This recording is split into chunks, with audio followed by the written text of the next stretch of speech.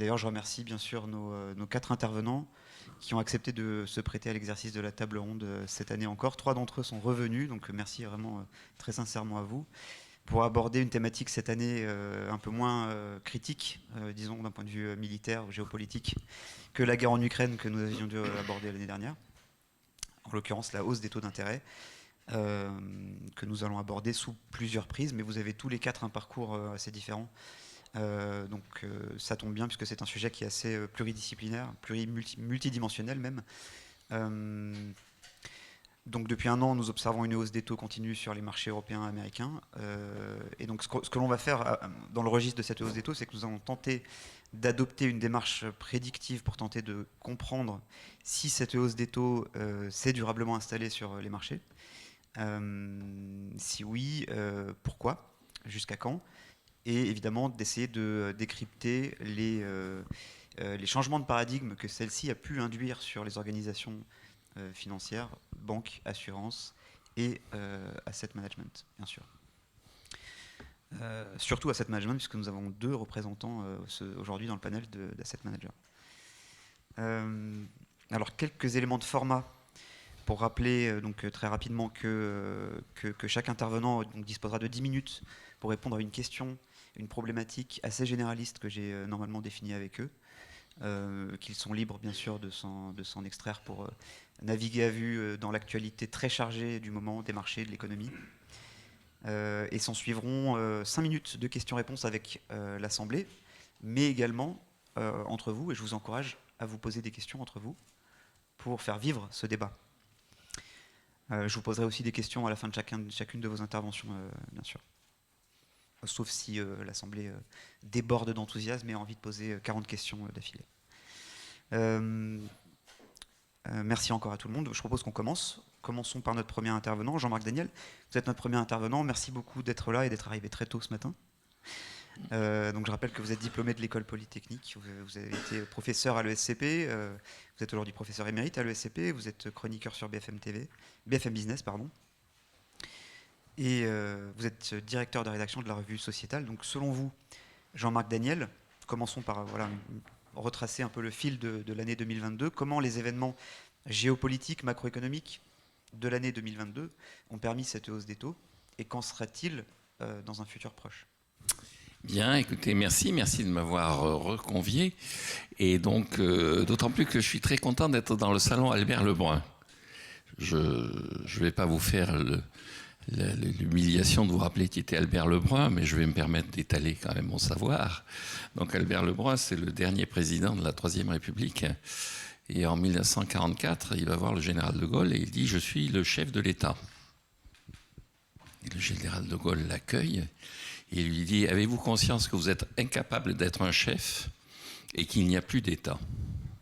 Et je pense que la situation que nous vivons, même si comparaison n'est pas raison, pourrait évoquer la période où il n'y avait pas de chef et plus d'État. Alors, je n'ai pas sombré dans l'excès quand même. Ce qui me frappe sur l'année 2022, c'est effectivement le changement de paradigme qui est, je maintiens, la disparition de l'État en tant que, à mon avis, recours ultime dans l'évolution de la situation économique. En 1944, quand Albert Lebrun a fini par démissionner, c'est la grande époque où paraît un livre qui s'appelle Economic Policy and Full Employment, qui est écrit par nommé Alvin Hansen, qui est le conseiller économique de Truman, puisque à l'époque Truman devient président des États-Unis. Et il explique que le chômage et l'inflation, c'est fini. Que la politique économique, que l'État détient au travers de la politique budgétaire un outil qui va lui permettre de lutter contre le chômage et l'inflation. Il peut lutter contre le chômage avec la dépense publique, il peut lutter contre l'inflation avec la régulation fiscale. Et à partir de ce moment-là, le modèle capitaliste occidental est en capacité de défier le modèle communiste en affirmant que, contrairement à ce que disent les communistes, le capitalisme ne condamne pas à la pauvreté, au chômage et à l'absence de croissance. Alors ce modèle a explosé en 1975, lorsque la récession de 1975 d'abord a eu lieu, donc il y avait une récession. Et deuxièmement, lorsque la politique économique a été incapable de rétablir la situation et a généré de l'inflation. Donc vous avez eu un rapport qui a été confié à M. McCracken, qui était un conseiller économique cette fois de Nixon, et qui a expliqué qu'en fait le bon outil de la politique économique, c'était pas la politique budgétaire, c'était pas la gestion de la demande par la dépense publique et la gestion de la pression inflationniste par les impôts, mais c'était la politique monétaire.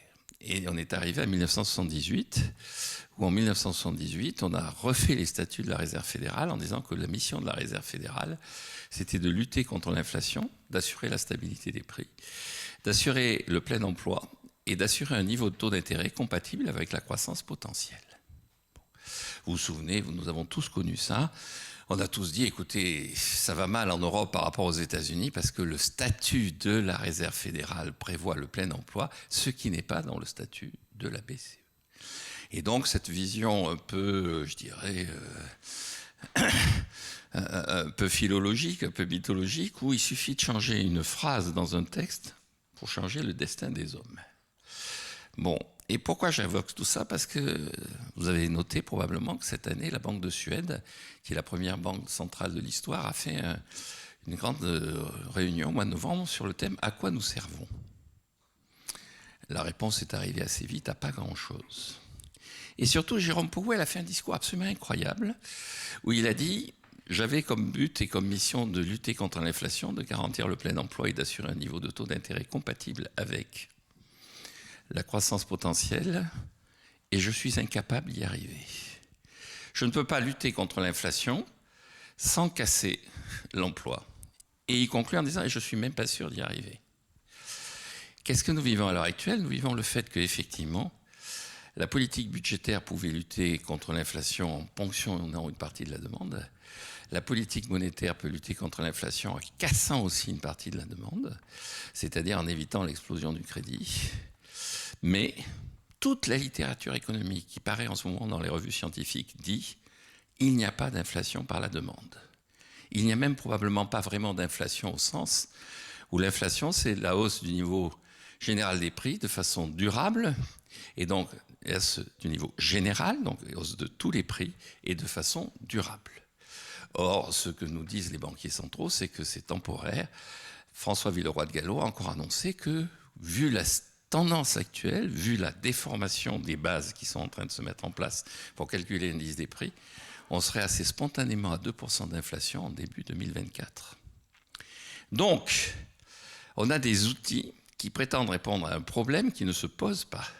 À partir de ce moment-là, cette inflation, encore une fois, c'est même pas une inflation par les coûts. Dans la théorie économique présente, ceux qui sont plus ou moins associés à cette maison, c'est-à-dire ceux qui sont abonnés à la Jaune et la Rouge, qui est la revue de l'Association des anciens élèves de l'École polytechnique, peuvent lire un papier de Robert Boyer qui vient d'être retraduit pour être publié dans la American Economic Review, où il explique que nous sommes en phase d'inflation de pénurie. Face à l'inflation par la demande, la politique monétaire est efficace. Face à l'inflation par les coûts, c'est la politique de concurrence qui est efficace. Face à l'inflation de pénurie, c'est la patience qui est efficace. C'est la capacité, effectivement, à remodeler un modèle qui produit des biens et qui produit de la production. Et donc, à partir de ce moment-là, comme la Banque centrale n'est pas en capacité de générer de la patience, elle génère du mystère. Si vous avez compris ce que j'ai dit, c'est que je me suis mal exprimé. Et ça, elle en génère du mystère, parce que c'est un métier, enfin, c'est les gens qui vous disent « voilà ce que va faire Madame Lagarde, voilà ce que va faire Monsieur Powell ». On anticipe, les marchés anticipent. Il y a ceux qui vous disent « voilà ce que va faire Madame Lagarde » parce que je l'ai appelée. Je lui ai dit « Christine, voilà, moi qui suis un grand économiste, voilà ce que je te recommande ». Et puis il y a la réalité, c'est-à-dire que à partir du moment où les banques centrales ne contrôlent pas la situation, quel est leur objectif? Alors je pense qu'il y a deux objectifs. Ce qui a été rappelé à Stockholm, c'est que la première banque centrale, c'est celle de Suède, mais celle qui a été créée au Royaume-Uni en 1694, elle avait deux objectifs, la stabilité financière et l'absence de banqueroute de l'État. Et donc je pense que les banques centrales maintenant vont avoir ces deux objectifs en tête. Stabilité financière, ça se gère par les quantités, c'est la liquidité. Et éviter la banqueroute, c'est le rapport de force avec l'État et ça se gère par les taux d'intérêt. Et donc la question qui se pose, c'est quel est le bon niveau de taux d'intérêt qui assure une gestion optimale de la politique budgétaire. Je crois que, pour résumer mon propos, je pense que c'est l'enjeu de ce qui va se passer maintenant. Nous avons fermé la période qui a commencé quand Albert Lebrun était encore chef de l'État et que Alvin Hansen écrivait. Cette période, c'était la période où on croyait que l'État et la Banque centrale géraient l'économie. Nous rentrons dans une nouvelle période où ce sont les entreprises, c'est le marché. C'est ce que dit Roger Guenry, qui a été professeur d'économie au Collège de France. Il dit « Le 19e siècle a cru au marché, le 20e siècle a cru en l'État, le 21e siècle redécouvrira le marché. » Nous devons redécouvrir le marché. Quant au taux d'intérêt, je pense que le bon niveau de taux d'intérêt, c'est celui qui obéit à la croissance, à la règle taux de croissance égale taux d'intérêt, taux de croissance potentiel. Et ce qui me rassure, c'est qu'un certain nombre de banques centrales commencent à le dire. Là aussi, je vous renvoie au discours d'investiture de M. Ueda, qui est le nouveau gouverneur de la Banque centrale du Japon. Je vous renvoie au discours tenu pour commenter sa politique monétaire par le gouverneur de la Banque centrale du Canada, deux pays qui sont membres du G7. Et je vous renvoie également donc à ce discours assez confus de Jérôme Powell à Stockholm. Donc, taux d'intérêt égale taux de croissance potentielle. Mission de la Banque centrale, assurer la liquidité. Mission des États, retrouver la sagesse budgétaire. Écoutez, merci beaucoup pour votre intervention. Est-ce que quelqu'un a des questions déjà dans l'Assemblée ou dans le panel? Si vous voulez en savoir plus sur Albert Lebrun, n'hésitez pas. Moi, je voudrais juste rebondir sur ce que vous avez dit très rapidement. Comment vous justifiez cette hausse des taux? Comment vous l'avez analysé dans ses causes et dans ses effets vraiment profonds dans l'économie? Vous dites inflation de pénurie. Oui. Comment on en est arrivé là? Alors, encore une fois, si je reprends le texte de Robert Boyer, qui est en train de devenir un texte de référence dans le milieu académique. Hein. Donc Robert Boyer, je ne sais pas si vous voyez qui c'est un économiste qui est assez âgé maintenant, qui est un des théoriciens de ce qu'on appelle l'école de la régulation. Et donc, l'école de la régulation s'était fait connaître dans les années 70 pour sa théorie de l'inflation au travers d'un livre qui s'appelle Accumulation, Inflation, Crise. Donc, c'est des économistes qui sont, encore une fois, sur le plan strictement académique, très connus, même si ils écrivaient dans les années 70, donc ils ont plus de 80 ans. Hein. C'est Jacques Mistral, c'est ces gens-là. Ce qu'il explique bien, c'est qu'effectivement, on n'est pas véritablement dans une période d'inflation, puisque l'inflation, c'est durable et général. Or, ce qui s'est passé en 2022, je reprends les prévisions économiques que nous avions faites dans la dernière table ronde. Je rappelle que la dernière table ronde, on affichait une croissance encore, parce qu'on pensait que les Russes allaient gagner très vite, donc une croissance de l'économie française autour de 4%, quelques sanctions qui allaient produire un effet désastreux sur l'économie russe, et puis une sorte de retour à la normale assez vite, une fois que la diplomatie reprendrait la main. Bon.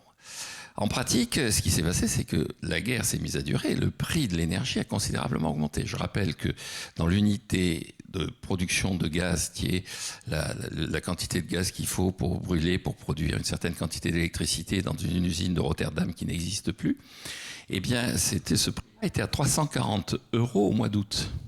Bon. Et je rappelle les débats qu'il y avait. L'Union européenne avait dit on va mettre un plafond à 180 €. Et à l'époque, nos dirigeants en France avaient dit 180 €, c'est pas assez. Parce que sur le marché à terme, on est à 240 €. Il faut se prémunir contre un prix du gaz qui va rester à entre 250 et 300 €. Aujourd'hui, je pense que vous savez aussi bien que moi, le prix du gaz sur le marché est entre 70 et 80 €. Bon. Donc, l'inflation, c'est la déformation des prix.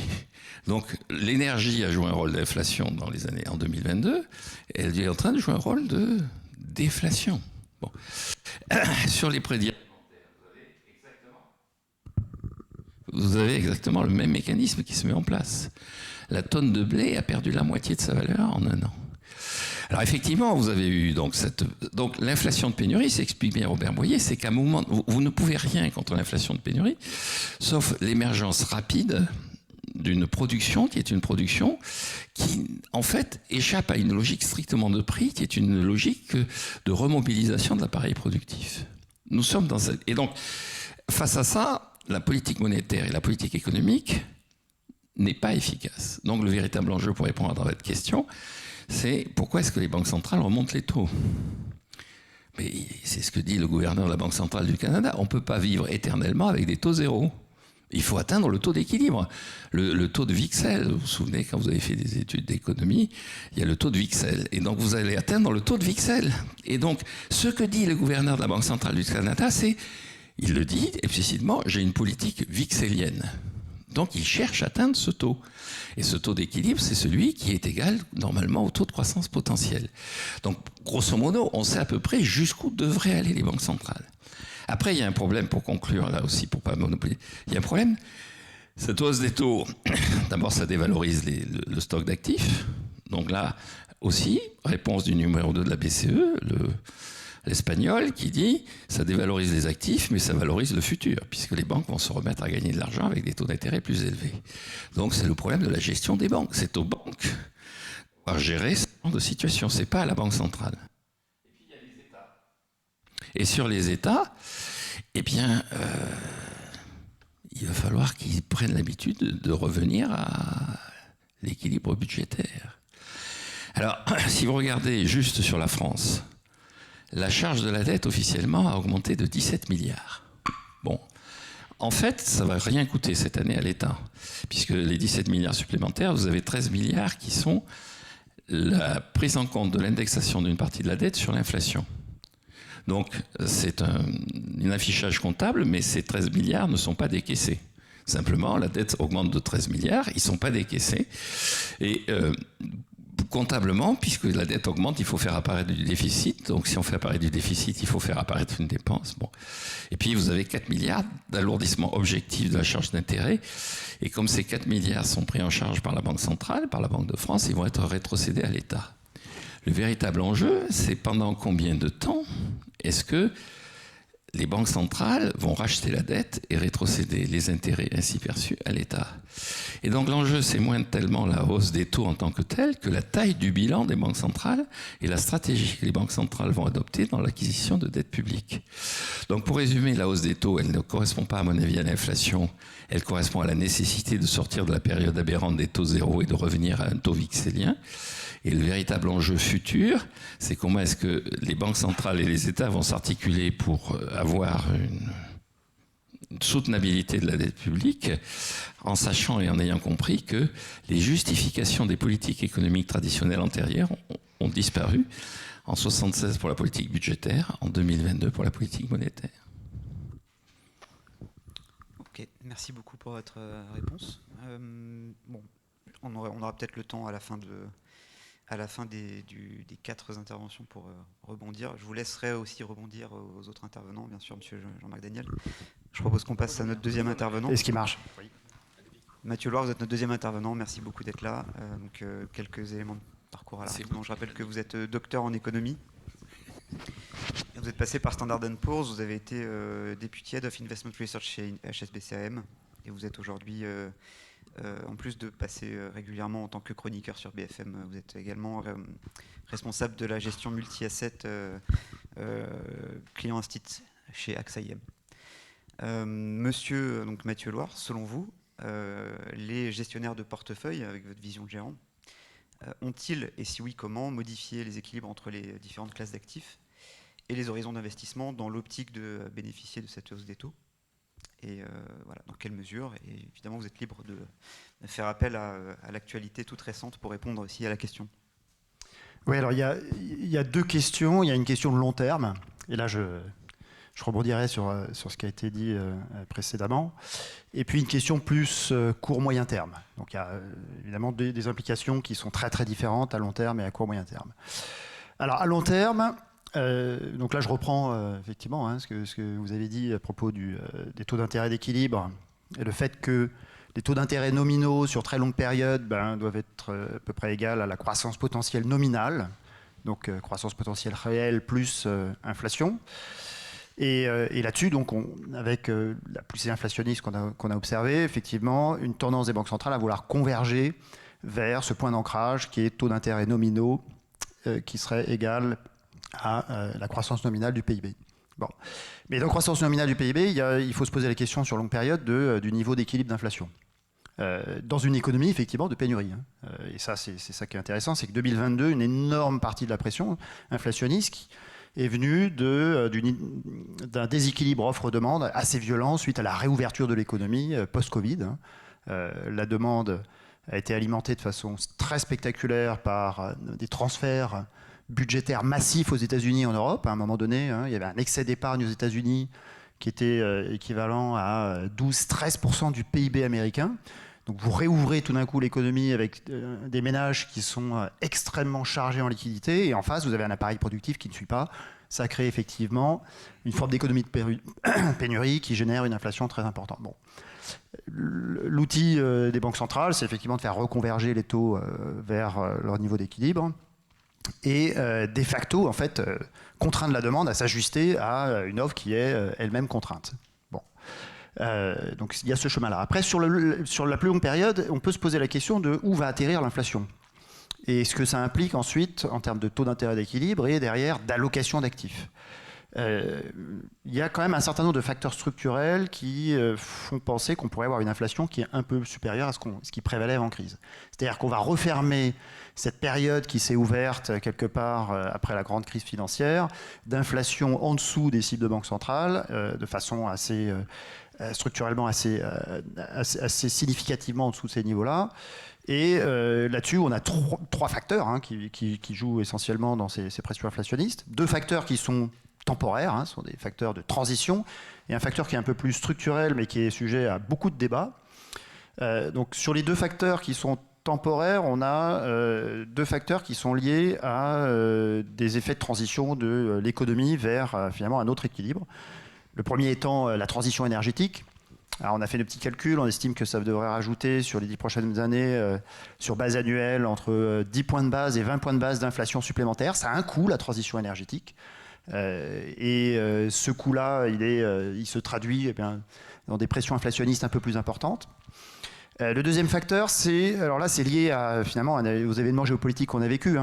C'est le phénomène de re-onshorisation, c'est-à-dire relocalisation et transformation des chaînes de production de manière à ce qu'elles soient beaucoup moins dépendantes d'un circuit global avec, on l'a vu, c'est un petit peu comme dans la théorie du O-ring, lorsque vous avez vous savez, ce petit anneau, ce petit joint là, qui a fait exploser la navette Columbia, lorsque vous avez un élément qui se grippe, c'est toute la chaîne de production qui se grippe. Donc là, lorsqu'il y a un point faible, effectivement, vous avez toute la chaîne de production qui se grippe, et on l'a vu avec des effets de goulet d'étranglement absolument considérables en 2021 et 2022 qui ont contraint la production. Bon. Et donc ce phénomène de relocalisation, ça pourrait coûter, là encore, en termes d'inflation, à peu près 10 points de base. Donc là, vous arrivez déjà à quelque chose qui ressemble à 20-25 points de base d'impact sur ces deux effets transitoires. Ce sont des effets transitoires, évidemment, puisqu'une fois que la relocalisation a lieu, une fois que la transition énergétique a lieu, eh bien, ces effets-là disparaissent. Mais ça met du temps. Et ça, c'est un élément qui est important. Et le troisième facteur, alors là, qui est beaucoup plus sujet à débat, c'est la question du démographique et du vieillissement de la population. Alors, un certain nombre d'économistes nous disent, notamment Goodhart, que la transition démographique va avoir un effet inflationniste. Bon. Alors pourquoi ? Il y a deux effets principaux qui sont, la réduction de la force de travail, et donc la croissance structurelle un peu plus élevée des salaires. Et le deuxième élément, c'est un phénomène d'écumulation. Les personnes qui partent à la retraite épargnent moins et consomment plus. Et donc on a un choc de demande positif de cet effet de vieillissement de la population. Alors le contre-exemple évident, c'est le Japon, puisque le Japon est un pays avec un profil démographique qui est celui qu'on connaît, avec effectivement une population qui est assez âgée, et on a un pays qui est bloqué dans une trappe déflationniste depuis maintenant plusieurs décennies. Mais bon, en général, les économistes s'accordent à dire que il y a plutôt un effet inflationniste. Alors lui, pour le coup, qui est un petit peu permanent dans la mesure où cette transition-là, elle est en cours et puis elle a un effet plutôt sur le long terme. Alors derrière, où est-ce que ça nous amène ? Ça nous amène sur un équilibre au niveau des taux qui est plus élevé que ce qui prévalait avant crise.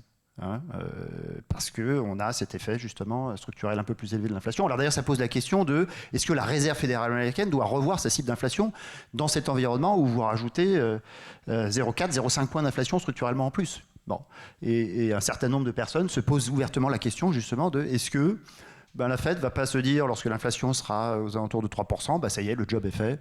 On n'ira pas à 2%, mais tant pis. Il y a des éléments structurels qui font que, de toute façon, ça ne sert à rien de lutter pour arriver à ces fameux 2% qui sont à niveau théorique, dogmatique. Et donc ça ramènerait finalement la question de quelle est la cible adéquate d'inflation sur le long terme pour les banques centrales.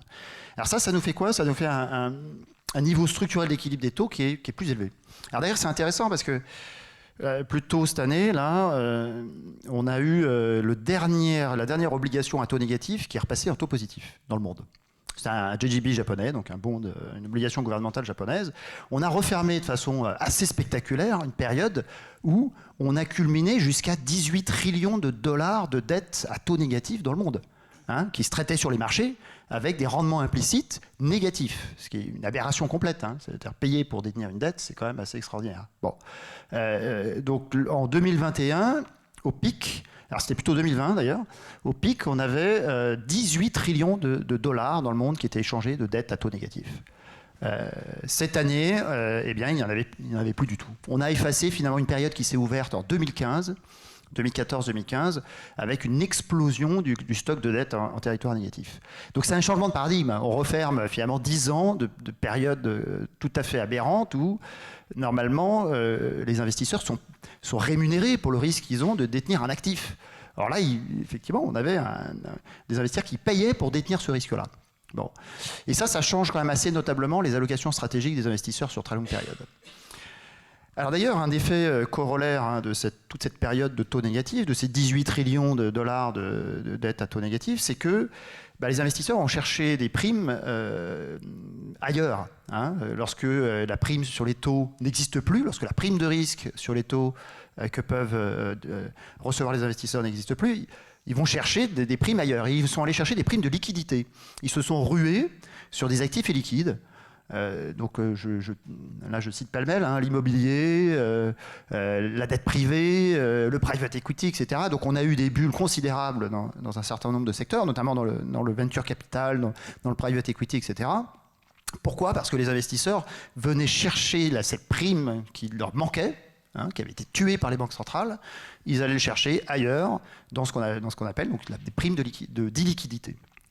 Aujourd'hui, moi, ce que je vois des discussions que j'ai avec mes clients, c'est un retour à des allocations beaucoup plus traditionnelles. On sort de l'illiquide et on repasse sur des allocations stratégiques qui sont beaucoup plus traditionnelles, qui sont taux-actions, en quelque sorte. Ça, c'est un effet, effectivement, de cette remontée des taux, avec, comme le pensent un certain nombre d'investisseurs, et nous aussi, qu'il y aura quand même des effets permanents de cette remontée des taux. La question qui se pose tout de même, c'est comment on arrive à faire une allocation bien diversifiée dans un environnement comme ça. C'est très bien d'avoir des actions et des taux, mais comme vous l'avez pu le remarquer l'année dernière, tout était corrélé. C'est-à-dire que normalement, dans un portefeuille 50% actions, 50% taux, vous espérez que quand les actions baissent, les obligations vont monter. Et ça protège votre portefeuille. Ce n'était pas le cas l'année dernière. L'année dernière, on avait un niveau de corrélation de toutes les classes d'actifs qui était tout à fait considérable. Donc, qui posait un problème de diversification, et ça, c'est lié intrinsèquement à ce phénomène de normalisation de politique monétaire qui a fait s'effondrer absolument toutes les classes d'actifs. On a du coup vécu le pire crack obligataire depuis le plan Marshall au niveau global. Et puis si vous regardez les obligations 10 ans américaines, c'est la pire performance annuelle depuis 1788. Donc autant vous dire que c'était un choc sur les marchés absolument massif. Donc ça nous amène finalement des allocations stratégiques qui sont beaucoup plus chargées en obligataires qu'avant, beaucoup moins d'actifs illiquides, et on revient donc du coup sur un schéma qui est un schéma assez traditionnel qui a prévalu jusqu'à la grande crise financière. Et donc on referme d'une certaine manière une espèce de parenthèse très particulière dans l'histoire financière qui est justement les contre-coups de la grande crise financière. Alors maintenant, à plus court terme, comment on navigue dans des environnements un peu chahutés? Parce que le processus d'ajustement pour essayer de refermer cette parenthèse-là, c'est assez violent. Hein. D'ailleurs, vous avez vu récemment, on a eu des mouvements de marché qui étaient complètement hallucinants. Hein. Le 2 ans allemand, le 15 mars, au moment où le stress sur Crédit Suisse a été atteint son maximum, le 2 ans allemand a baissé sur une journée comme jamais on l'avait vu depuis la réunification allemande. Donc c'est des chocs de marché absolument considérables. Et sur le 2 ans américain, sur le 2 ans US, c'est un mouvement qu'on n'avait pas vu depuis 87. Hein. Donc c'est des choses qui sont considérables. Ça introduit de la volatilité de façon assez importante. Alors là, dans ce type d'environnement-là, eh bien, c'est compliqué effectivement d'essayer de déterminer, et même d'ailleurs un petit peu illusoire, hein, comment les choses peuvent atterrir. Donc il faut avoir un profil qui est plutôt défensif et extrêmement diversifié. Donc nous, ce qu'on fait, c'est que évidemment, on a remis de la duration dans les portefeuilles, donc remis des taux, d'autant que dans cette espèce d'ajustement que sont en train de mettre en place les banques centrales, comme vous le disiez, hein, elles sont en train d'appliquer un remède qui n'est pas forcément le bon, mais en tout cas qui est censé ramener l'inflation dans la boîte. Et ce remède-là, c'est quoi? C'est précisément d'écraser la demande. Dans une économie de pénurie, c'est l'offre qui contraint la croissance économique. Donc, si vous avez un excès de demande par rapport à cette offre contrainte, vous écrasez la demande. Et d'ailleurs, Lagarde a été extrêmement claire là-dessus. On va faire mal à la demande, on va devoir passer en récession, et même une récession légère, elle a ajouté cette phrase extraordinaire, ne suffira peut-être pas. Donc c'est pour vous dire un petit peu le traitement qui nous réserve. Les banques centrales sont dans cette logique-là.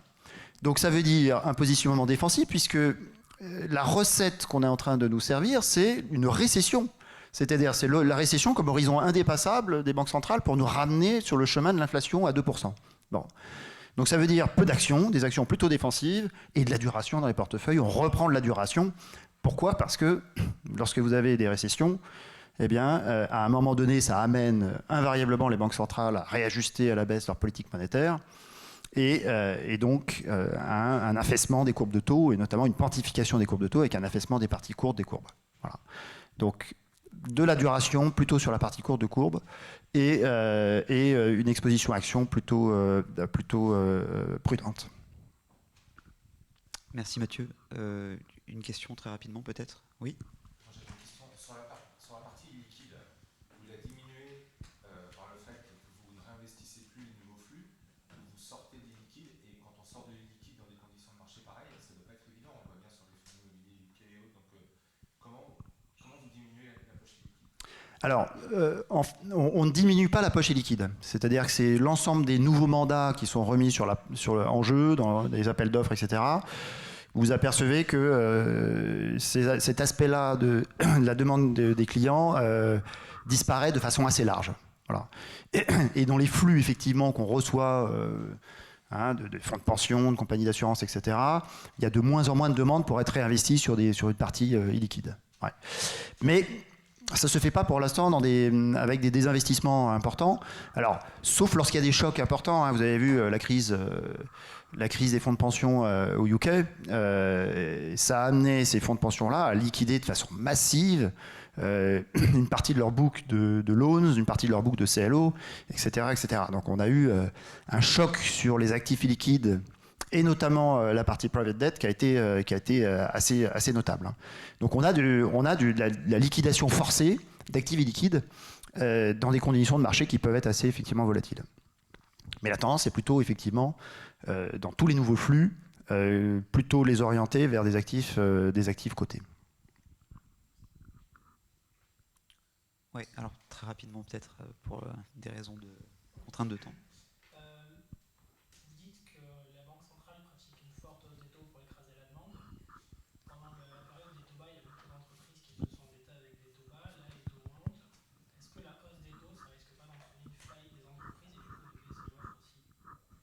Ah oui, évidemment. On attend une hausse des taux de défaut. Alors on attend une hausse des taux de défaut. Là, l'actualité brûlante récente, là, la faillite de SVB, et puis les déboires de Crédit Suisse. D'une certaine manière, c'est extrêmement cynique ce que je veux dire, mais ça fait partie de la recette. Hein. C'est-à-dire, on est là pour écraser le crédit. Faire en sorte qu'il y ait beaucoup moins d'origination de crédit, de manière à écraser la demande. Bon. Donc, effectivement, il y a des effets collatéraux, et on le voit bien, le stress des petites banques américaines, avec des pertes de dépôts qui les amènent à liquider une partie de leur book d'actifs, c'est aussi ce chemin qui amène à la baisse très puissante et très importante de l'origination de crédit. Bon. Donc, les petites entreprises américaines, notamment, vont se retrouver dans une situation compliquée. Et il va y avoir une augmentation du taux de chômage, une augmentation des faillites, etc. Bon, et c'est ce que nous dit Jérôme Powell. Jérôme Powell est extrêmement clair là-dessus. Le taux de chômage va monter. Et d'ailleurs, le taux de chômage va monter. Il va monter parce qu'il doit reconverger vers son niveau d'équilibre qui est pas 3,4%. Hein. On avait atteint 3,4% de taux de chômage, c'était au plus bas depuis 1967, je crois. Donc un niveau de chômage qui est extrêmement en dessous du taux de chômage d'équilibre de long terme. Et donc évidemment que ce chemin-là est un chemin qui crée effectivement des faillites d'entreprises et in fine qui nous amène à la récession. On n'a jamais vu. Bon, le CBO nous dit le taux de chômage d'équilibre se situe quelque part entre 4,5 et 5%. Bon. On n'a jamais vu l'économie américaine avoir une hausse du taux de chômage de 1% sans entrer en récession. Jamais. Donc évidemment qu'il y aura des défauts, évidemment que ça va avoir un impact important. Et c'est une des raisons pour laquelle il faut être quand même relativement sélectif et prudent sur le crédit. Le crédit high yield, pour l'instant, les spreads de crédit ne reflètent pas encore complètement justement ce scénario-là. Merci Mathieu. C'est vrai qu'en plus, c'était une des questions que j'avais prévues plus tard sur l'intérêt crédit pour toi, Thomas. Donc bon, trop tard. Bon, passons à notre troisième intervenant. Bertrand Lamoureux, merci d'être là. Merci d'être revenu, vous aussi. Vous êtes notre troisième intervenant et accessoirement le seul banquier ici. Donc bon, je rappelle que vous êtes diplômé de l'ENSAE, actuaire. Vous avez été expert des activités de crédit, de risque de marché, fixed income, et aujourd'hui donc spécialiste des sujets réglementaires chez Natixis toujours. Selon vous, Bertrand Lamoureux, une question assez longue, assez multidimensionnelle en 3 temps. Comment les banques ont réagi face à la hausse de l'intérêt des clients sur la classe d'actifs taux, surtout en fin d'année dernière? Comment les modèles de risque se sont ajustés face à un retour au taux positif? Et quid de la réponse réglementaire très récente suite à la faillite de SVB? Entre autres, peut-être un peu trop tôt pour parler de Crédit Suisse à ce niveau-là, point de vue réglementaire, mais... Bonjour, merci beaucoup pour l'invitation et ravi d'être avec vous aujourd'hui. Alors réglementairement, on aurait discuté il y a 2 semaines, je vous aurais dit il n'y a pas grand-chose à raconter parce qu'on continue à travailler sur les dossiers d'actualité, mais pas d'implication spécifique de la hausse des taux. Donc on travaille sur la fin du trilogue européen, sur l'implication de CRR3, on regarde la consultation anglaise, on attend les Américains. On fait beaucoup de finances durables, tout ce qui est mis en place, des réglementations autour de MiFID II, ESG. Et on travaille aussi beaucoup sur tout ce qui est Retail Investment Strategy, donc la façon dont l'Europe veut offrir l'accès aux produits d'investissement, et principalement nous, pour produits structurés côté marché, dans l'évolution pareil de MiFID.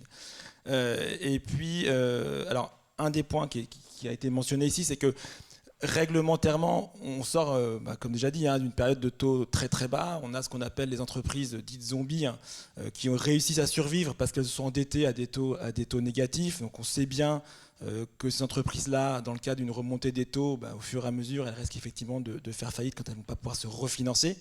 Donc on considère qu'on peut avoir 1, 2, 3 ans effectivement devant nous de répit. Donc il y a surtout une hausse des provisions côté bancaire pour se préparer effectivement à l'augmentation attendue des faillites. Ce qu'on n'avait pas du tout anticipé, c'est qu'il y a des banques qui allaient oublier de se couvrir contre une remontée des taux.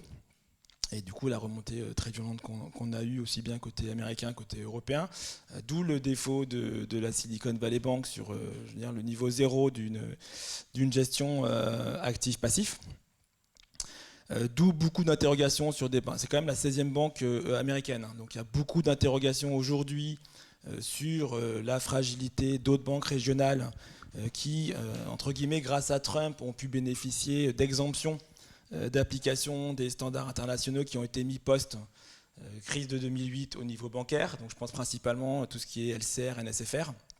Donc des choses, alors Liquidity Coverage Ratio, et puis du coup Net Stable Funding Ratio qui vérifie que vous avez assez de liquidité pour tenir sur 30 jours, et puis que vous avez un adossement actif-passif qui fait que vous aurez l'argent pour le fournir à vos clients en temps et en heure. Pareil, la First Republic là, qui a failli, on ne sait pas très bien s'il va finir par être sauvé, c'est la 11e banque américaine. Donc moi je m'attends personnellement à ce que côté États-Unis, il se repose très rapidement la question de à quel niveau on met les seuils pour que je ne sais pas quel centile de plus grosses banques soient soumis aux standards internationaux et effectivement soient beaucoup plus sûrs en termes de défauts. C'est un peu le premier point réglementaire, sachant que vous avez bien vu toute la communication européenne, donc du coup Villeroy de Galhau disant vous inquiétez pas, en Europe on a 400 banques qui sont suivies de façon avec les plus hauts standards contre 10 aux US, donc vous inquiétez pas de sujet.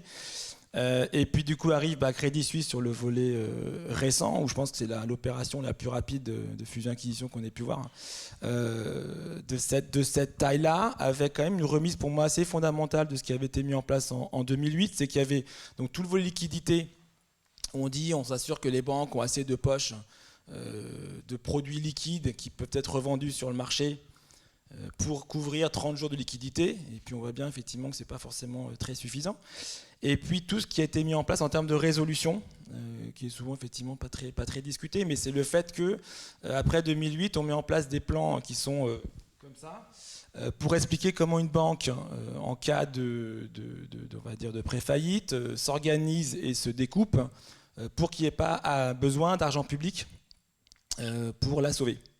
Et puis là, on voit bien effectivement que là, la Banque nationale suisse met la main au pot ultra rapidement, quitte à recréer une banque qui soit encore plus systémique que n'était Crédit Suisse. Donc je pense qu'il faut attendre qu'effectivement que l'encre sèche un petit peu, qu'on voit toutes les implications et qu'on se repose effectivement, est-ce qu'il n'y a pas besoin de revoir un peu les règles de 2008. Et je ne rentre pas dans le détail de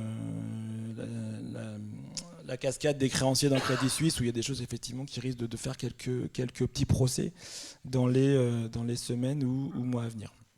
Donc les côté réglementaire, on n'avait pas grand-chose, et du coup effectivement on voit ce côté hausse des taux qui implique des défaillances et qui risque d'impliquer des évolutions réglementaires. Côté modèle de risque, alors modèle de risque, on a quand même beaucoup progressé depuis plusieurs années. Il y a beaucoup plus de VAR stressé. Il y a surtout beaucoup plus de stress tests qui existent, qui sont runnés sur les books en permanence. Les dernières grandes remontées de taux, c'est on va dire 2005-2007. Donc c'est des choses dont les plus jeunes d'entre nous se souviennent encore. Donc on a des gens effectivement qui sont sensibles à ce type de problématique, mais les modèles de risque en tant que tels, ils n'ont pas beaucoup évolué. Ils n'ont pas beaucoup évolué là. Par contre, sur les niveaux de stress test, va falloir se reposer des questions. Hein. C'est ce qui vient d'être dit. Il y a des mouvements quotidiens qui sont vraiment très importants. Donc c'est on va dire du 3 sigma pour ceux qui parlent un peu VAR. Donc la VAR, c'est 2,33 sigma en termes de niveau de confiance. Là, on est sur des mouvements quotidiens qui sont très très importants, beaucoup plus importants que la VAR, donc du coup qui risquent de mettre certains modèles de risque de marché en défaillance de backtesting, avec des implications en termes de pénalité de fonds propres. Mais là, pareil, à voir en fonction du nombre de jours sur lequel ça s'est passé. Et puis effectivement des mouvements intraday qui sont aussi très importants, où vous prenez un plomb, ça baisse très fort un jour, ça remonte très fort le lendemain, et qui sont très compliqués à gérer en termes de risque de marché, de capacité de re-hedger, et de se prendre ce qu'on va appeler les portes de saloon au quotidien, tous les jours, sur le fait de re-hedger les portefeuilles. Ça coûte, et puis pas anticiper correctement ce qui va se passer les jours qui viennent. Alors, côté risque, il y a un phénomène en plus dont je voudrais parler, c'est qu'on est en train de vivre la fin du Libor US. Donc on a déjà eu la fin du Libor GBP, JPY, CHF, du coup fin 2021, qui s'est relativement très bien passé. Là, le dollar Libor, il disparaît le 30 juin. Alors ça fait 18 mois qu'il n'y a plus de nouvelles opérations en cash, donc tout ce qui va être loan, financement qui est fait en Libor USD, mais qui est fait sur des nouveaux taux alternatifs. Le débat qu'on a là, c'est qu'aux US, vous avez, on va dire schématiquement, la moitié de la remédiation qui est faite en SOFR capitalisé. Donc SOFR, c'est le nouveau taux overnight qui a été mis en place côté États-Unis. Et puis vous avez la moitié qui est mise en place sous une forme terme SOFR, donc qui a un taux comme le Libor précompté 3 mois, 6 mois. Et on a une des problématiques, c'est que la façon dont les autorités américaines ont mis ça en place, c'est que les banques n'ont pas la capacité de se couvrir en interdealer sur du terme SOFR. Donc on est en train d'avoir déjà des nouveaux taux qui apparaissent, donc il faut qu'on apprenne un peu les animaux, qu'on apprenne un peu la volatilité et les corrélations. Et il y a une pause qui est en train de se construire dans les banques, terme SOFR pour couvrir les positions des clients, couvert en SOFR capitalisé. Et donc du coup une problématique qui est bien connue de tout le monde. On a les autorités américaines qui maintiennent la pause sur les conditions d'utilisation de ce terme SOFR et toutes les banques qui ont la même problématique. Donc il faut voir effectivement après quel va être l'équilibre de la demande et des nouvelles opérations mises en place par les clients, et aussi bien aux US que côté Asie. Donc on a en plus, dans ce cadre de remontée des taux très violentes, aussi des changements de structure, d'origination des nouvelles opérations clients. Donc ça fait un peu beaucoup en même temps, mais du coup le 30 juin on y verra beaucoup plus clair une fois que quasiment toutes les opérations auront été remédiées. Et puis du coup, dernier point sur la partie capacité des banques à offrir des produits dans une hausse des taux, on a, toutes les banques ont des grosses capacités fixed income d'offrir des produits de taux sans difficulté à tous les clients. Pareil, c'est ce qui a été dit, c'est que les clients sont allés chercher de la rentabilité sur des produits plus complexes, plus structurés, plus illiquides, et devraient revenir à des produits plus simples, parce qu'effectivement, vous avez un rendement naturel dans les taux qui est là. Donc je dirais pas de difficulté majeure, plus d'attrait pour les produits structurés, peut-être. Et puis effectivement, cet aspect corrélation entre l'ensemble des classes qu'on a constaté, voir effectivement si on peut avoir des corrélations entre les différentes classes d'actifs, et donc des choses qui bougent, mais rien de problématique, avec des produits de pente sur les taux qui sont effectivement beaucoup plus attractifs maintenant qu'ils ne l'étaient. Donc là-dessus, pas de difficulté. D'accord, merci Bertrand. Des questions peut-être dans l'Assemblée? Sinon, moi j'en avais une. J'ai cru que c'était une main qui se levait, pardon. Une question peut-être très rapidement sur Crédit Suisse. Est-ce que les banques craignent un phénomène de contagion aujourd'hui? Bonne question. La difficulté, c'est que vous avez eu des phénomènes très forts, aussi bien aux US qu'en Europe, avec des réponses très très puissantes de la part des autorités, avec un gros intérêt qui est effectivement, entre guillemets, de tuer la poule dans l'œuf, en disant on n'adresse pas le sujet à moitié, on y met un grand coup, on arrête tout de suite pour éviter que ça dérive et donc revenir à une situation normale. Et avec, en termes d'inconvénients, le fait de se dire ils ont tapé tellement fort qu'il doit y avoir des choses qu'on ne sait pas. Mais là, je parle plus en termes pas forcément au niveau des banques, mais au niveau des épargnants et autres. Quand on voit la vitesse à laquelle les épargnants ont récupéré leurs dépôts, aussi bien côté Silicon Valley que Crédit Suisse, c'est ce phénomène de panique où tous les clients retirent leurs dépôts qui fait que les banques font défaut. Donc c'est personnellement non. Moi j'ai aucune inquiétude sur l'aspect crise systémique derrière, vu la façon dont ça a été géré.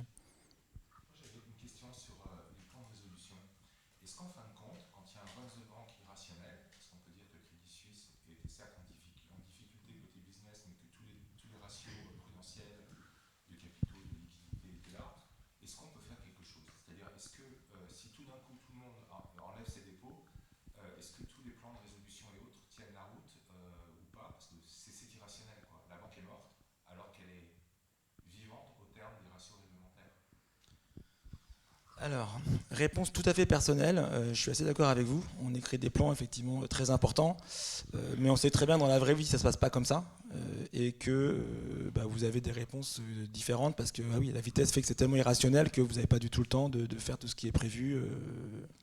L'intérêt après des plans de résolution, c'est quand même de réfléchir en avance de phase sur ce que vous pourriez faire, et donc d'avoir des actions au fur et à mesure, qui fait que quand vous arrivez en situation vraiment difficile, vous avez déjà quand même relativement nettoyer les actifs, réfléchi à ce que vous allez faire, donc vous êtes beaucoup plus, on va dire, prompt à avoir des solutions qui soient efficaces.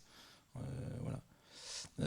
Après oui, donc pour écrire avec mes équipes tout ce qui est solvent wind down, donc c'est la façon dont on fermerait les activités de global market en cas de résolution. Il y a une hypothèse qui est assez farce, qui est de dire sur les 6 premiers mois vous faites rien. Et nous on leur dit mais des activités de marché, les 6 premiers mois on aura quasiment tout fait. Il y a des books qui sont très liquides, en 15 jours c'est plié. Sauf si effectivement l'ensemble des marchés fait qu'on fortement baissé et que du coup les coûts, on va sortir à des coûts qui vont creuser les pertes et donc dégrader la situation. Donc, je vous rejoins sur des questions à se reposer sur la façon dont on a pensé collectivement les plans de résolution après 2008.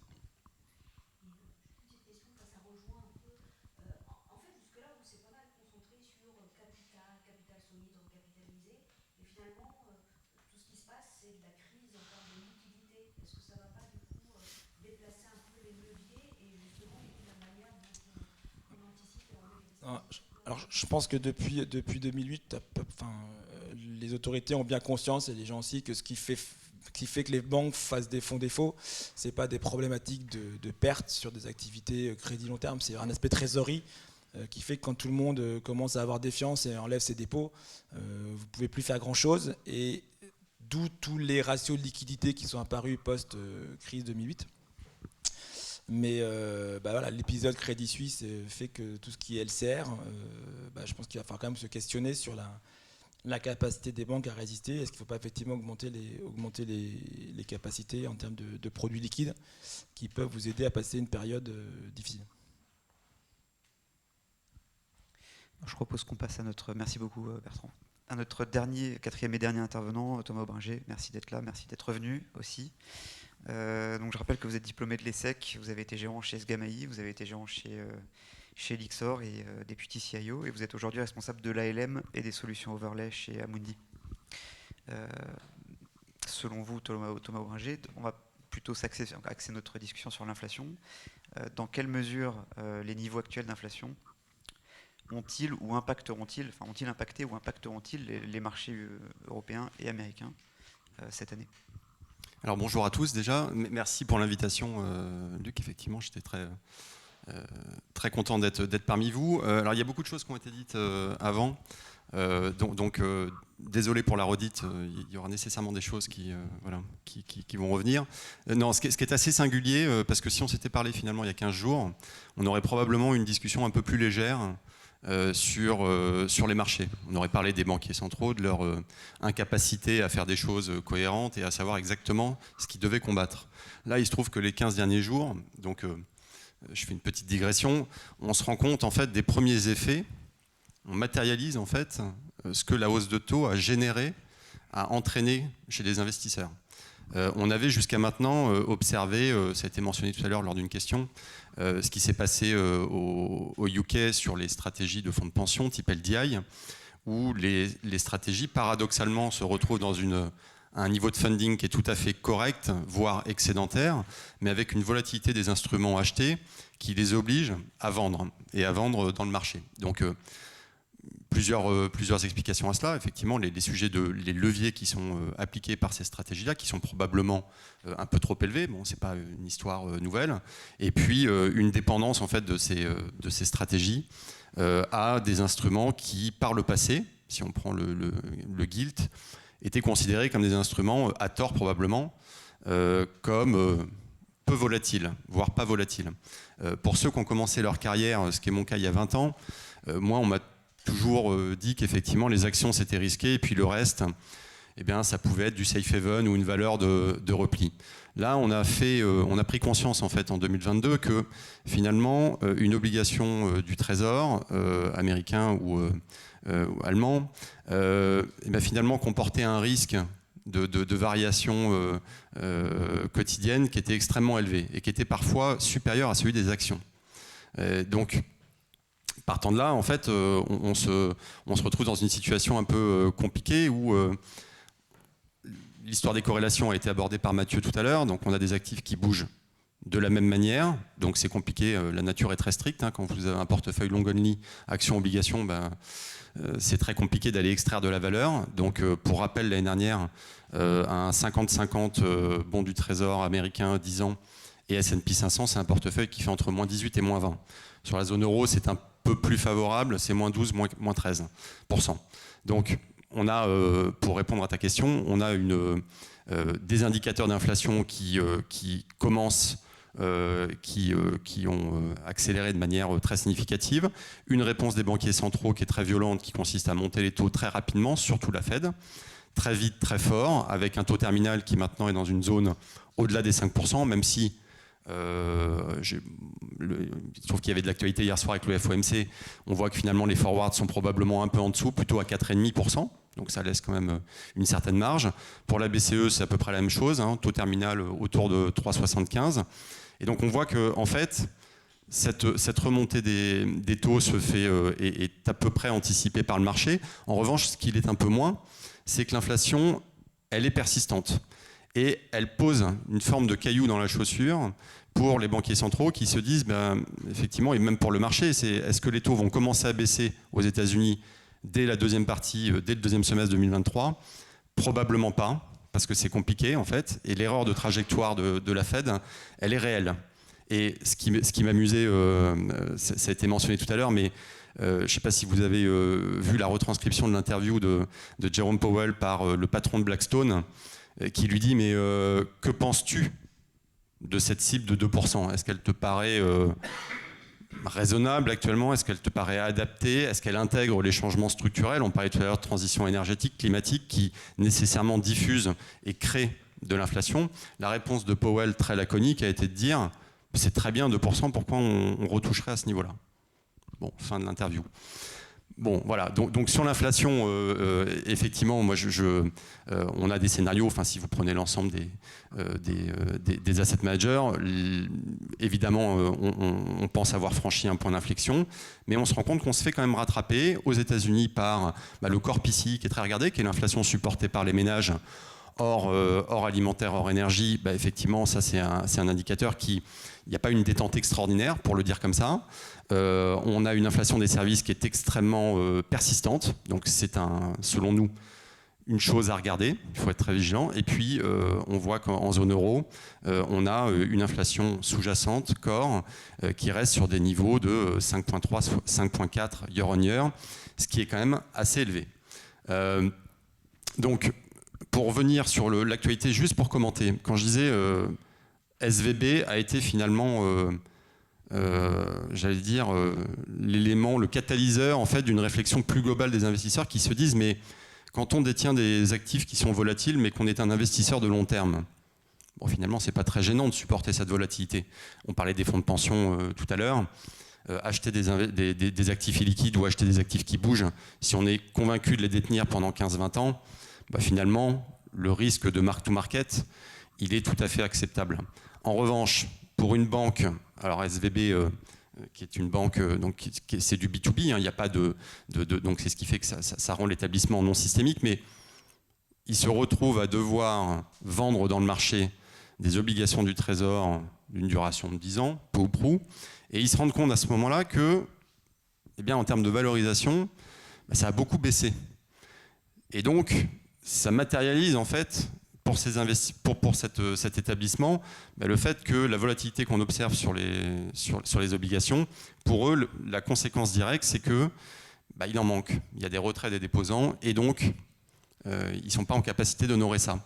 Donc, j'avoue que effectivement, c'est assez surprenant. La réponse qui a été faite, je pense, qui a été apportée non pas par le Trésor, mais par la FDIC, est assez intéressante puisqu'elle vise finalement à dire les porteurs d'actions et d'obligations, ils ont choisi des actifs risqués, ça va tomber à zéro, c'est la vie. En revanche, pour les déposants, quel que soit le montant, donc c'est un peu la nouveauté, hein, il n'y a pas de sécurisé, non sécurisé, c'est quel que soit le montant déposé, on couvre.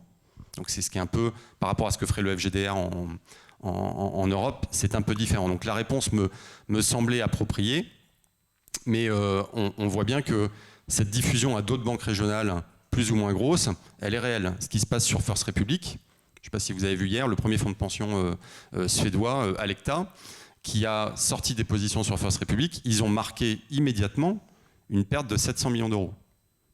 700 millions d'euros quand même. Voilà, donc on voit que cet effet-là, il est réel, il commence à se diffuser. Crédit Suisse, pour en dire 2 mots, évidemment, je pense que la réponse qui a été apportée par la Banque nationale de Suisse, par la FINMA et par les régulateurs locaux a été évidemment très forte, très rapide. L'onde de choc qui a été provoquée sur la dette subordonnée marquée à 0 pour rendre attractive l'acquisition pour UBS, effectivement, c'est quelque chose que le marché n'a pas compris. Donc si vous regardez un peu ce segment des AT1 par exemple, eh ben, c'est un segment qui est très attaqué. Donc ça veut dire que les porteurs de ces dettes subordonnées, dans leur book, vont se retrouver avec des actifs qui ont une valeur qui a beaucoup chuté. Donc quelles sont les conséquences de ces revalorisations, de ces markdowns? C'est un peu tôt pour le dire, mais en fait c'est bien réel. Et si on commente un peu, alors Mathieu en a déjà parlé pour donner un peu le scénario d'AXA IM sur le sujet, en termes d'allocation, effectivement, on a à peu près les mêmes tendances. On voit bien que quand on fait suite à une année comme 2022, qui est après 1929, la pire année pour un portefeuille diversifié, comme je le disais, en termes nominal ou en termes réels d'ailleurs, eh bien, l'année qui suit en général est une année propice à l'investissement sur les obligations. Donc ça, c'est une des grandes thématiques chez Amundi, bonds are back. C'est assez simple, mais c'est suffisamment explicite. Les années qui suivent, en fait, une perte aussi marquée sur les portefeuilles diversifiés, en général, on observe statistiquement sur longue période des rebonds très marqués du portefeuille diversifié. C'est de l'ordre de 14% pour un portefeuille $50 par rapport à une rentabilité annuelle moyenne pour ce portefeuille de l'ordre de 10%. Donc, évidemment, on peut se dire que le portefeuille diversifié va reprendre des couleurs. Après, si on regarde de manière un peu plus granulaire sur les classes d'actifs, évidemment, on a une position qui est prudente sur les actions développées, sans surprise, et spécialement prudente sur les actions américaines, pour un sujet de récession des profits qui, selon nous, n'est pas encore intégré dans les prix, avec des valeurs encore assez chères.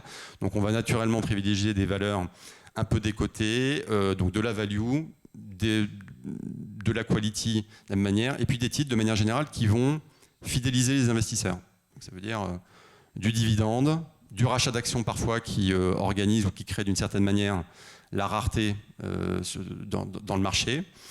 Pour la zone euro, c'est à peu près la même position. C'est effectivement, on a eu un rallye qui selon nous a été très fort, très marqué, dernier trimestre de 2022 et début d'année en fanfare, qui a été selon nous principalement expliqué par des raisons de flux. C'est vrai qu'on n'en a pas parlé là.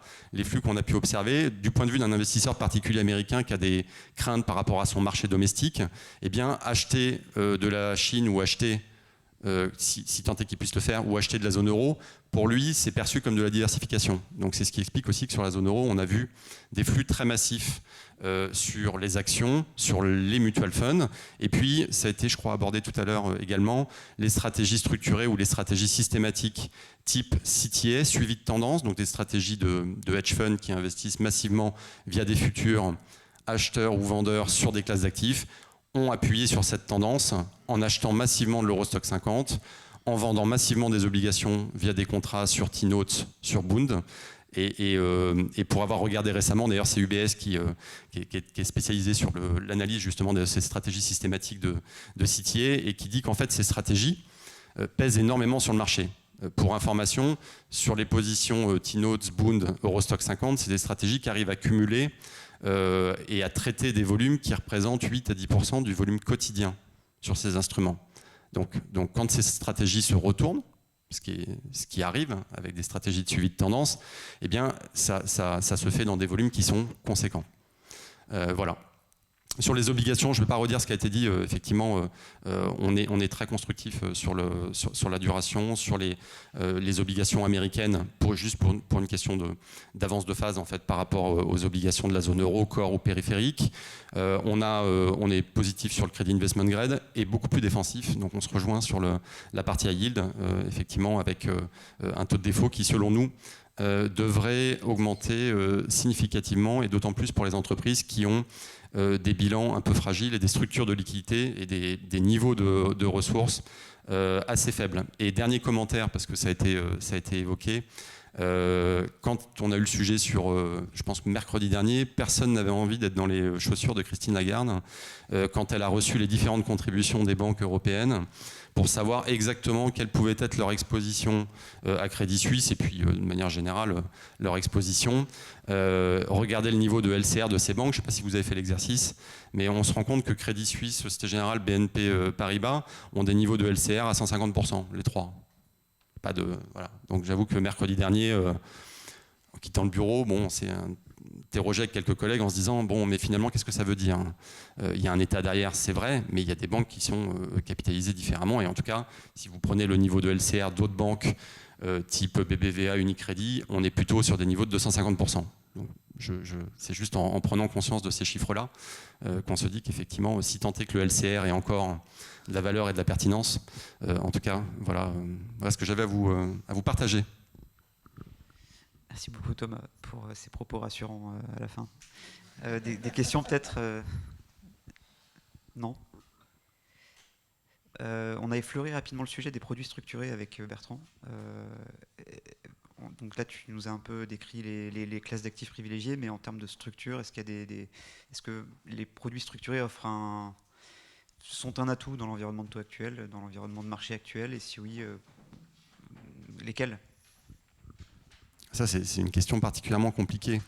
Moi, j'ai commencé sur les produits structurés, donc voilà, gérer des fonds structurés, à l'époque où on avait un taux d'actualisation en zone euro qui permettait de faire des choses. Et donc le fait d'y revenir maintenant, ce qu'on voit en tout cas sur les personnes qui achètent ou les personnes qui écrivent ces produits, c'est qu'il y a un flux qui a démarré fin 2022, qui ne se tarit pas, qui est très massif, où beaucoup de banques ont commencé à émettre à nouveau des produits type EMTN, avec un risque bancaire ou un autre risque, collatéralisé ou non, et des payoffs, désolé pour l'anglicisme, mais sur des actions, des choses assez simples. Voilà. Et les campagnes qui sont faites, en regardant ce qui s'échange notamment dans le retail, il y a des sources qui sont assez accessibles, les campagnes sont massives. C'est-à-dire qu'il y a des campagnes d'1 milliard qui sont bouclées en un mois, alors qu'en temps normal, c'est des campagnes trimestrielles. Donc l'appétit pour ces produits ne se dément pas. Beaucoup de banques également commencent à créer des produits qui finalement, alors avec différents niveaux de liquidité, hein, donc ça peut être des produits sur lesquels vous êtes bloqué 5 ans, mais vous avez sur un risque type crédit bancaire des rémunérations autour de 4-4,5%. Donc il y a beaucoup de banques qui font ça, ce qu'ils appellent des unités de compte obligataires. Donc vous pouvez rentrer, vous êtes sûr d'avoir 4,5%, capital garanti. Voilà. Évidemment, c'est des stratégies qui reviennent, qu'on a oubliées pendant 10 ans, qu'on a complètement oubliées.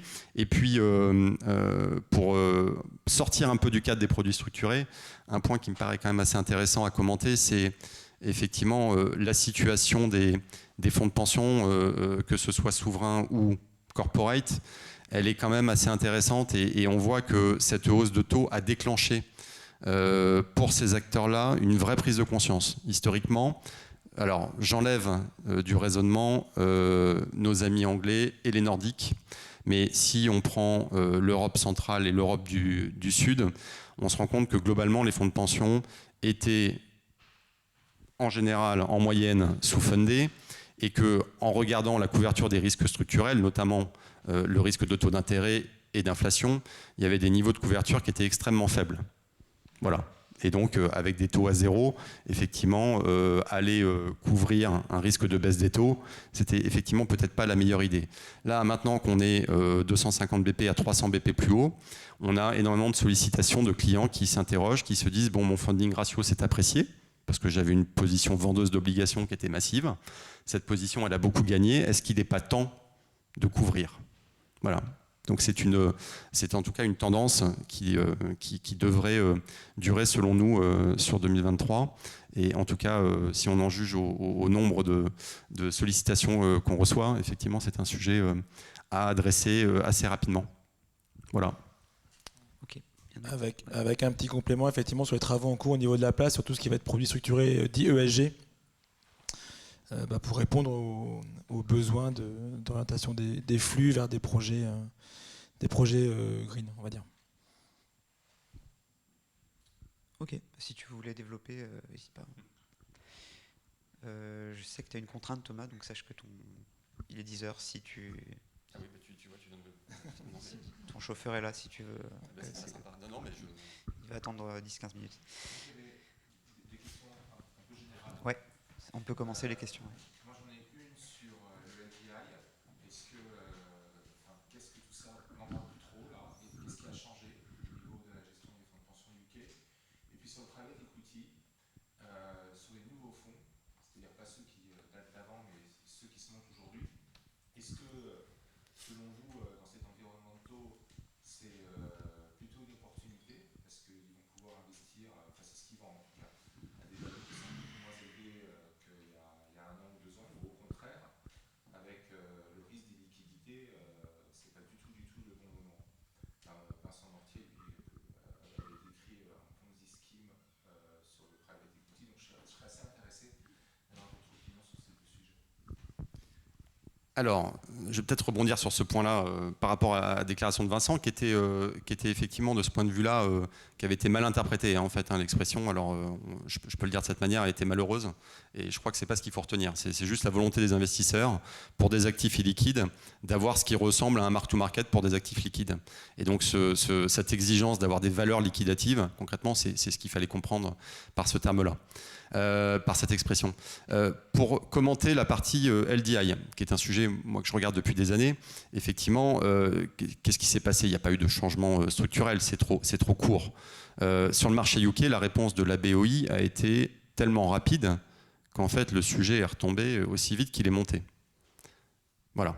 Et il y a des acteurs autres, des fonds, des assureurs, qui sont venus acheter des positions parfois illiquides ou moins liquides à ces fonds de pension pour leur permettre d'honorer des appels de marge, du collatéral. Voilà ce qui s'est passé pour répondre à ce sujet-là. Ça a été très centré sur le UK. On l'a beaucoup moins vu sur les structures autres, notamment, enfin moi celle que je regarde en France. On l'a beaucoup moins vu pour différentes raisons, parce que les niveaux de levier ne sont pas les mêmes. Et puis les structures, parfois, on a des dépendances différentes. L'ampleur des mouvements de taux d'intérêt n'ont pas généré en fait ce mouvement de panique. Voilà. Donc ça c'est sur la partie LDI. Mais après ça interpelle évidemment les acteurs du secteur sur la préférence qu'il faut donner à l'utilisation d'un pur portefeuille obligataire qui ferait du pur matching d'engagement par rapport à un portefeuille de dérivés qui viendrait faire une macro-couverture des risques structurels, ou alors un mélange un peu des deux. Voilà, donc des actifs qui sont investis, des actifs qui sont plutôt via des dérivés, donc en synthétique. Voilà, donc ça a ouvert une réflexion, mais effectivement à ce stade, il n'y a pas eu de contagion sur d'autres pays. Voilà.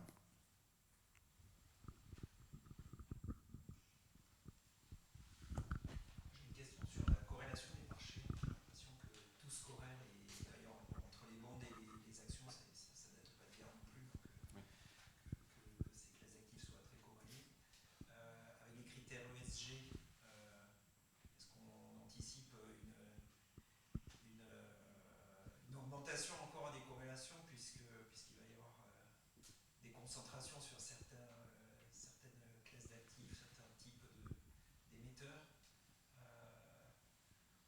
Ça a l'air d'être un peu le cauchemar de chercher la diversification. En fait, on cherche la performance, mais la diversification c'est encore plus difficile. Alors, bonne question sur la corrélation renforcée par l'ESG. Là, comme ça, en réfléchissant devant vous, la problématique qu'on a sur les aspects ESG, c'est plus effectivement de trouver les actifs qui vont bien et de voir exactement comment on va faire par rapport aux aspects SFDR d'un côté, mais auxquels les banques ne sont pas soumises, et puis les volets taxo, donc taxonomie européenne, donc à voir. Ça ne peut entre guillemets qu'en rajouter, parce qu'effectivement ça peut conduire à des à des mouvements un petit peu similaires de toutes les banques qui vont aller chercher les mêmes types de secteurs industriels pour s'aligner avec la taxonomie. Mais après, dans quelle ampleur, j'ai aucune idée aujourd'hui. Mais bon point. Et sur la diversification, alors tout n'était pas complètement corrélé l'année dernière. Effectivement, actions-obligations, on a eu un choc de corrélation qui était lié à un phénomène de normalisation de politique monétaire. Mais vous aviez des classes d'actifs que sont le change notamment. Hein, les stratégies de change sont extrêmement importantes pour diversifier les portefeuilles. Un actif qui, pour des investisseurs base européen, donc en base euro, était hyper intéressant, c'était le dollar. Il fallait avoir du dollar dans le portefeuille, ça diversifiait de façon assez magnifique les positions. Donc c'est là où justement les analyses de corrélation, et en incluant notamment des classes actives comme le taux de change ou même les matières premières, hein, pour les portefeuilles qui peuvent en faire, peuvent être extrêmement importants.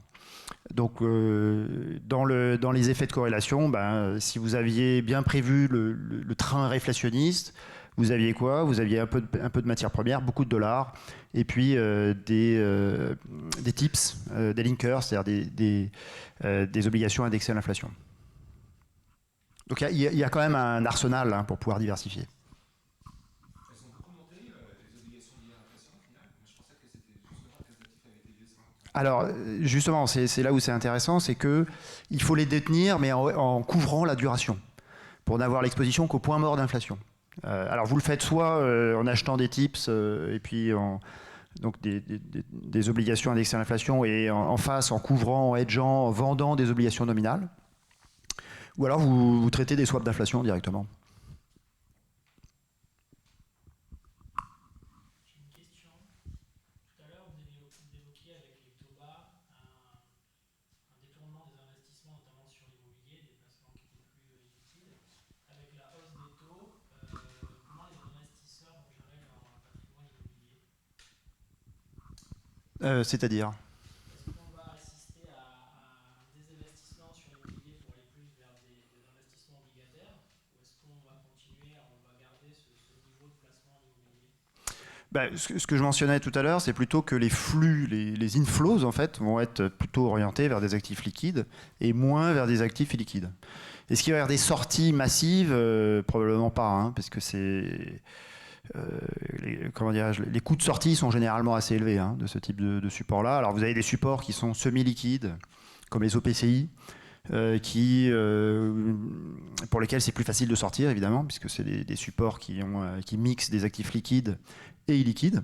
Donc vous avez dans un OPCI traditionnel 50% d'immobilier physique et 50% de titres liquides de foncière. Donc c'est soit des obligations, soit des actions de foncière. Et donc là, c'est plus facile de sortir. Mais sinon, en général, on n'observe pas de flux important. Mais par contre, tous les inflows qui arrivent, eux, seront effectivement plutôt sur les actifs liquides et plutôt sur le segment obligataire.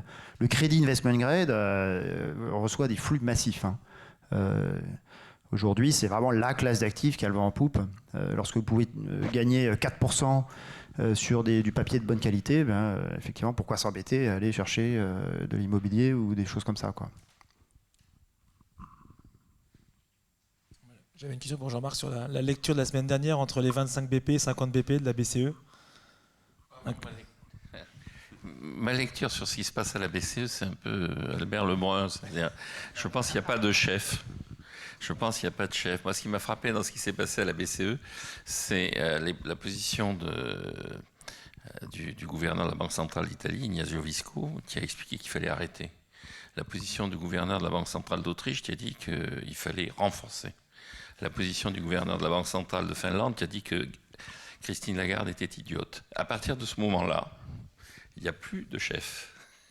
Et donc, à partir de ce moment-là, vous avez une espèce de... ce qui rend le résultat extrêmement aléatoire. C'est-à-dire, dans mes interventions, je dis je ne suis pas Madame Irma, et en plus, Madame Lagarde ne m'appelle pas personnellement. Il y a deux types de gens qui sont capables de répondre. Il y a ceux qu'elle appelle. Donc, à partir de ce moment-là, on peut essayer de faire un raisonnement rationnel. Je pense que le raisonnement rationnel n'existe pas dans cette affaire. Je pense, en outre, que le discours sur confiance-crédibilité, qui est le discours un peu régulier que l'on entend, ce discours, là aussi, Il y a un économiste dont vous avez entendu parler, je ne veux pas faire du name dropping, comme on dit en français maintenant, mais c'est Paul Romer qui dit, voilà, moi j'ai construit des fonctions de production avec de la confiance et de la crédibilité, qui remplacent les fonctions de production où il y a du capital et du travail. À ceci près que la quantité de travail, je peux la mesurer, le capital, je peux le valoriser, la confiance et la crédibilité, je n'ai pas encore trouvé l'unité de mesure. À partir de ce moment-là, quand quelqu'un commence à vous dire « j'accrois la confiance, je fais ça pour des raisons de crédibilité », il dit « méfiez-vous ». Et donc, je pense que, vu ce que raconte Madame Lagarde, j'ai un conseil à donner, méfiez-vous. Après, concrètement, c'est vous qui savez ce qu'il faut faire une fois qu'on a dit ça. Mais je pense que le véritable problème, pour conclure là-dessus, aussi bien à la Réserve fédérale, je maintiens, il n'y a plus de pilotes. Hein, et donc, la question qui se pose, c'est est-ce que c'est grave ou pas ? Donc, voilà, est-ce que c'est grave ou pas? Et est-ce que le fait que la Banque centrale ne sait plus à quoi elle sert, est-ce que c'est grave ou pas? Est-ce que c'est le discours de Stockholm? Est-ce que véritablement c'est un acteur qu'on a surdéterminé, à qui on a donné des pouvoirs qu'il n'a pas, à qui on a attribué des fonctions qu'il n'est pas capable d'assumer? Et est-ce que d'une certaine façon, le roi étant nu désormais, est-ce qu'on ne va pas se dire après tout que ce soit 0,25, 0,5 et que Madame Lagarde soit idiote, est-ce que c'est important? L'avenir nous le dira. Je propose qu'on s'arrête là. Merci à tous pour votre participation.